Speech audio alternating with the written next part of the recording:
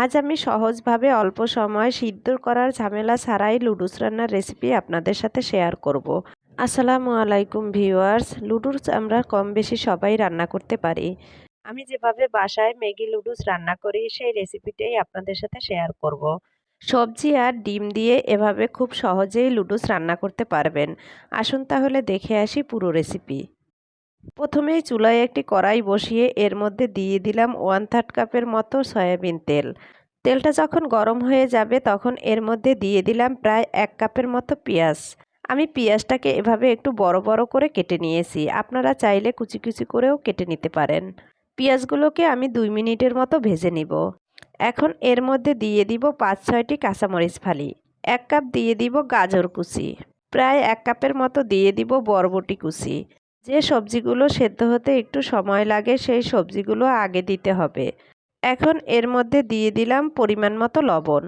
এখন নেড়েচেড়ে আরও 2-3 মিনিট সবজিগুলো কষিয়ে নিব।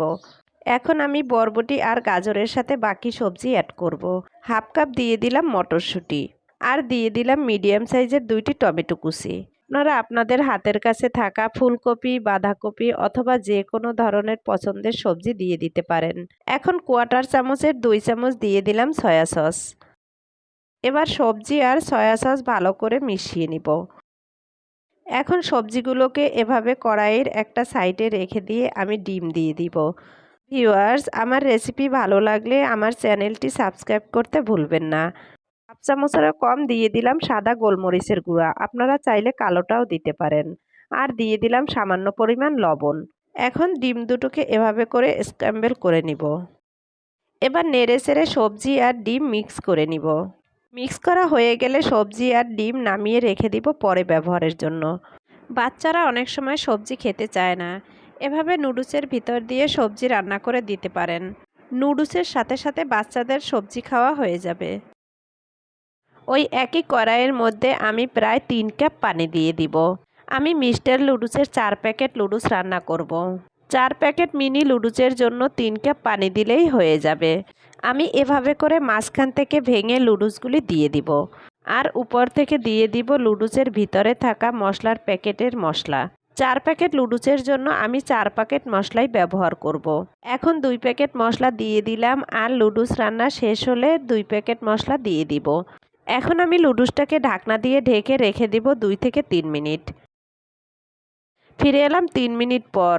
এই যে দেখুন ভিউয়ার্স, লুডুসটা সেদ্ধ হয়ে গিয়েছে আর পানিটাও প্রায় শুকিয়ে এসেছে।